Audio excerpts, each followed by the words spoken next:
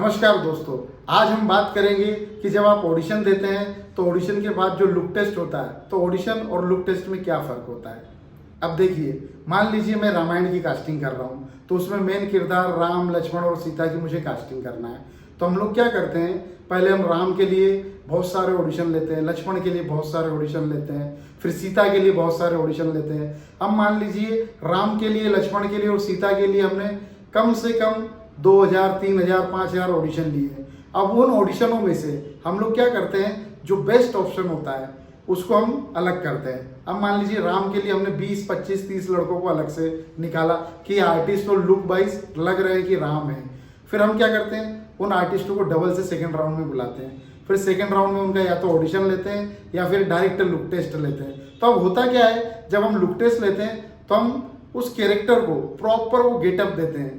अब मान लीजिए मुझे राम की कास्टिंग करना है तो हम क्या करते हैं, जो हमने राम के लिए 15, 20, 25 आर्टिस्टों को फाइनल किया है तो हम उनको एक एक, दो दो करके बुलाते हैं, उनको राम का पूरा गेटअप देते हैं कि उनकी ड्रेस क्या होगी, मेकअप क्या होगा, और फिर उनसे हम राम की डायलॉग बुलवाते हैं। तो हमको बराबर पता चल जाता है कि क्या ये आर्टिस्ट राम के रोल के लिए फिट है या नहीं है। उसी प्रकार लक्ष्मण, सीता। तो देखिए, जब भी आप ऑडिशन देने जाते हैं तो आप ये समझ लीजिए कि अगर कोई बड़ा रोल है और उसके ऑडिशन चल रहे हैं तो फर्स्ट राउंड में तो ऑडिशन नॉर्मल होते हैं, उसमें से सेकंड राउंड में फिर कोई आता है तो उसका डबल से ऑडिशन होता है या फिर लुक टेस्ट होता है।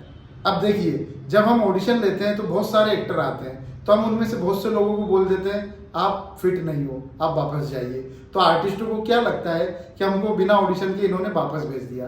तो देखिए क्या होता है कि जब मुझे राम, लक्ष्मण और सीता की कास्टिंग करनी है तो अब मुझे पता है कि ये लड़का या लड़की राम, लक्ष्मण और सीता के लुक में जा ही नहीं रहा है, तो अगर वो बहुत अच्छा एक्टर है तो भी मैं क्या करूँ।